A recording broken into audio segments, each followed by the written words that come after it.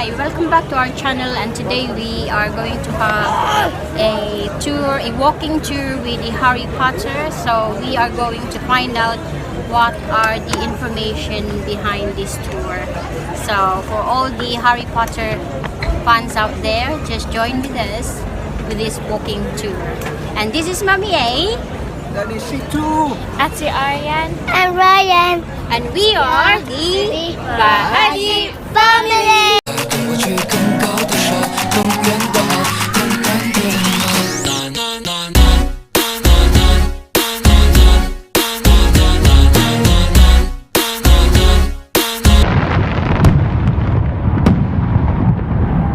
Okay, so hi guys, we already booked our Harry Potter walking tour. So we are here at the waiting area point. So at the moment we got our tickets already and everything. So we're just waiting for the tour start time, and hopefully it's not that, it will be soon.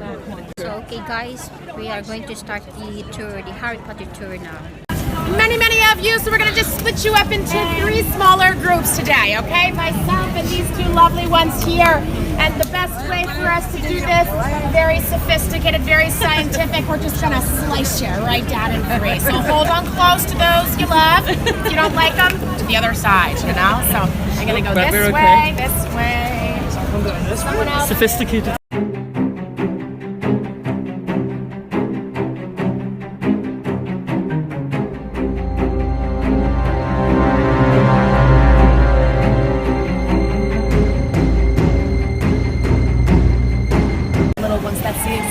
That I was hoping for. So, good afternoon, everybody. Welcome to Edinburgh. Welcome to the Harry Potter tour. Today, my name is Paula. I will be your tour guide this afternoon as we retrace the footsteps of JK Rowling to visit all the things in this magical city that appear in this fantastic magical story. We have so very many things to see and do today, and I hope that all of you here have brushed up on your Harry Potter trivia, because perhaps there's going to be some questions that I threw out to you, for which I will of course be awarding house points to those that you answer correctly.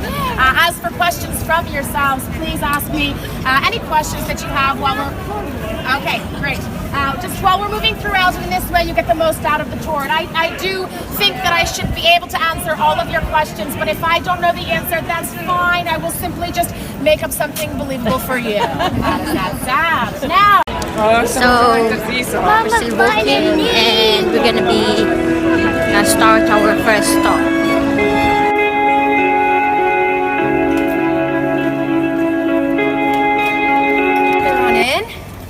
Nice and close. We like to be as close as we can until it gets uncomfortable, okay? You'll know when we get there. So, now welcome again everybody, all of my Gryffindors, Hufflepuffs, Ravenclaws, Slytherins, you too. Now, first of all, myself, I am in Gryffindor. Now, we're going to be together for a little while, so I just want to be very honest with you from the beginning. And I have to tell you, I didn't really want to be in Gryffindor. I was desperate for Ravenclaw, but after so many Facebook quizzes and the BuzzFeed articles, there's just no denying I am brave, I am courageous, I'm a Gryffindor through and through. Fellow Gryffindors, hands up so I know where you are. Okay, just one other, a couple others, okay. Hufflepuffs, where are you? My Hufflepuffs? What are you? Not many. Ravenclaws? Oh, many. Oh, the lucky Ravenclaws. Slytherins, where are you? We need to know. No Slytherins today. Only ever intended to be for young children. It was not long at all before the world discovers this is absolutely not a story only for children. This was for teenagers and adults, men, women, no matter the age, no matter the language. The story has swept the world off of its feet, and not in any one isolated incident, 1 year, 1 decade. It has been more than 2 decades, and still it continues to enthrall the minds of millions around the world. And that is all because of the unbelievable imagination of one woman called JK Rowling, who currently lives in this city today. So today we're going to talk about how she got here, most importantly what she did upon arrival, what she's been doing since then, and just as much as we can fit in between. But let's go to the very beginning. JK Rowling was born in Edinburgh, is the city where her sister lives. So in 1993 she packs her bags and she arrives to this city. Now, having said that, I must tell you, this is not the place where Harry Potter began. Now, I always say he was inside her mind forever, just waiting for this moment to reveal himself, and that's actually just what happened.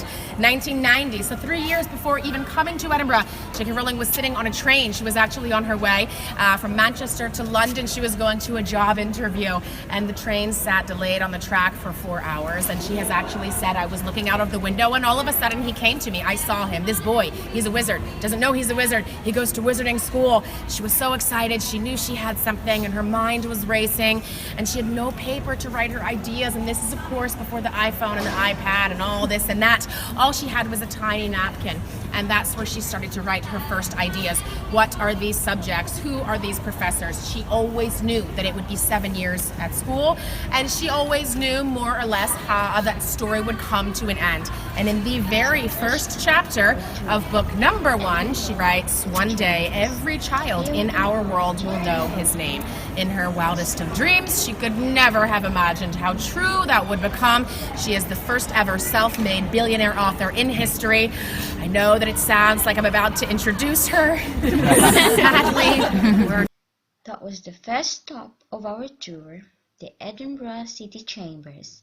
Here we can find JK Rowling handprint. Just lean on into your neighbor. That is the Balmoral Hotel, the most expensive, most luxurious hotel in the entire city before its claim to fame with JK Rowling. It's always been that way, and this is where she actually sat writing the final book of Harry Potter. Being at home, trying to concentrate, and she couldn't. She said the dogs were barking, the kids were home, the window washers were there, and she realized, well, this is a problem that I can throw money at. I can pay for my own private and quiet place, and she thinks of the Balmoral.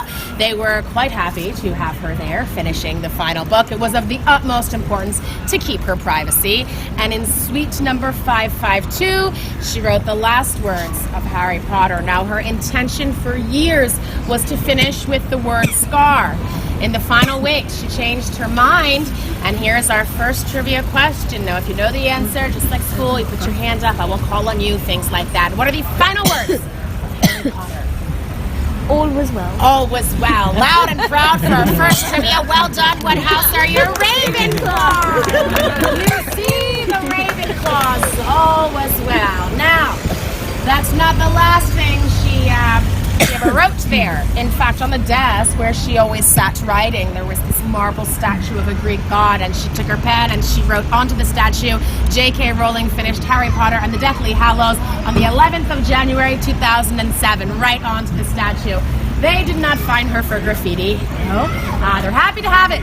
And quite soon after she finished, she called her very good friend by then, Oprah Winfrey, as she promised she would when she finished, and Oprah came the next month with her team to do an interview in that very suite.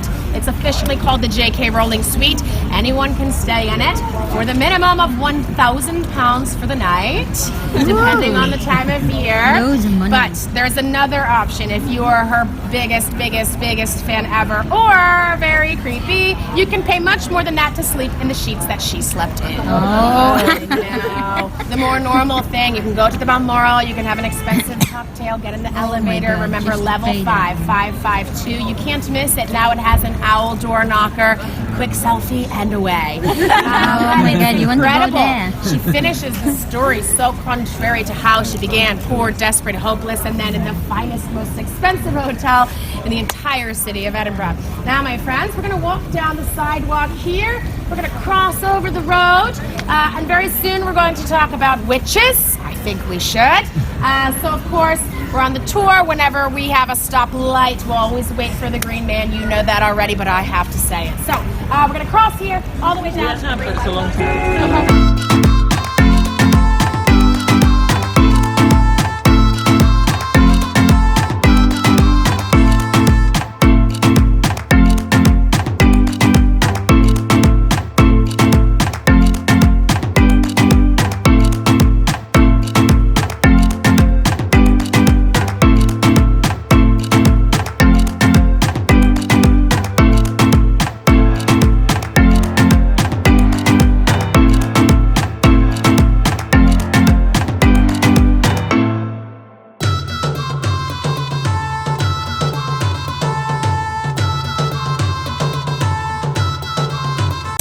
This is my first walking tour ever. Because of JK Rowling. Because of her, actually. She made me do this. She's a big fan of And this is Harry how Potter. I'm the one who told us here to Scotland. What? Yeah, and it's her idea to come here to have our holiday in Scotland. Just because of Harry Potter. But we've never been to Scotland.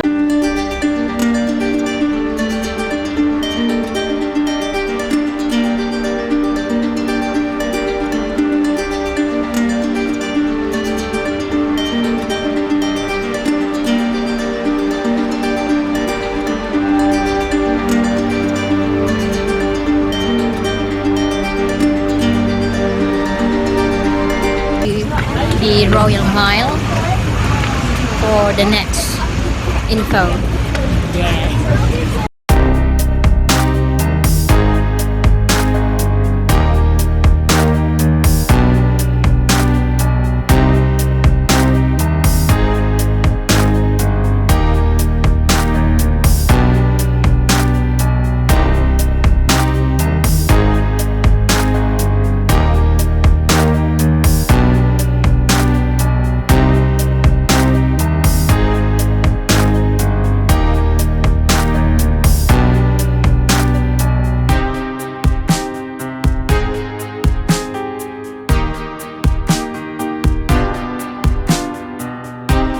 One happy person, very happy person in this tour, which is a very big fan of Harry Potter, which is Ate over there.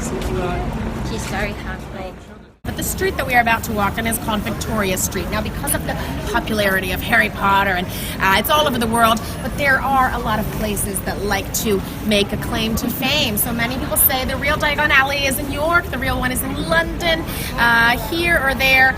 We'll let you decide this one. When we get onto the street, you're going to see with the twisting and the turning, the colorful buildings, the eccentricities, it looks very much like Diagon Alley. And then, so we'll stop in the Grass Market briefly, and then we're going to move up to the graveyard. I believe some of you are aware that the Dark Lord is buried here.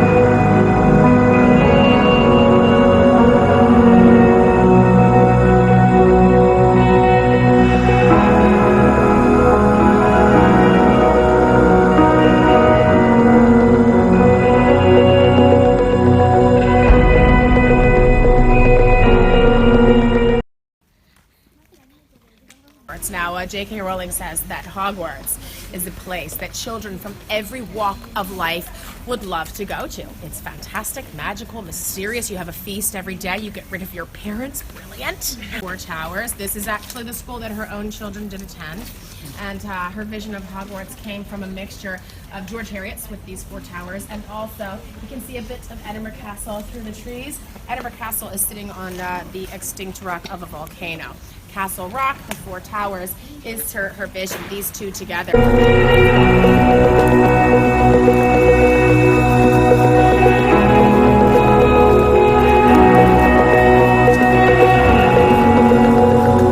Tombstone, but there's another name that she used on a tombstone behind me here, and people don't know about it, which is why we have grass, because we're the only ones to come here. And here you'll see the name of Scrimgeour. Yes, I'm going to give a point. She can tell me his first name. Rupert? Rupert, you said? You're close. Rufus? Rufus. We're back to a tie. I can see here. Rufus Scrimger. Okay, so let's move along this way. Rufus, oh my god, how will I know those names? When you read the books. So here, where is the Dark Lord was buried. This is the graveyard of Lord Voldemort.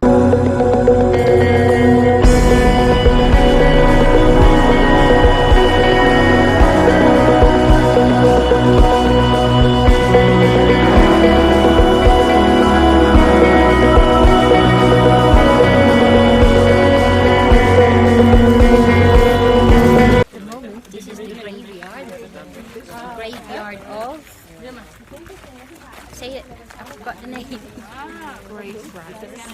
Grave friars. Where? And the one that's been buried, Tom Voldemort, what's the name? Lord Voldemort's graveyard.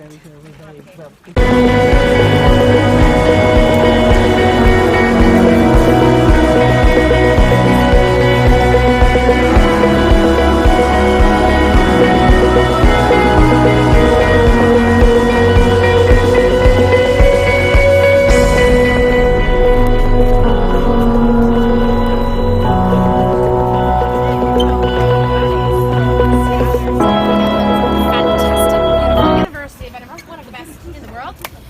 Now they actually have their very own Quidditch team. They're called the Holyrood Hippogriffs. Apparently they're very good. They usually always qualify for the International Quidditch Tournament. Now some of you know, I suppose, that us Smuggles know we can play Quidditch. And then I imagine some of you wonder, what do I mean when I say they're playing Quidditch? What I mean is they all run around the field with a broomstick between their legs, everybody like this. One of them's dressed entirely head to toe in gold. They're the snitch. And all they have to do is run desperately, frantically, and try not to get caught. And the cherry on top, the snitch can leave the playing field and run here into Center City. So, very entertaining. If you get the chance, I recommend it. And actually, JK Rowling pages worth she decided to use the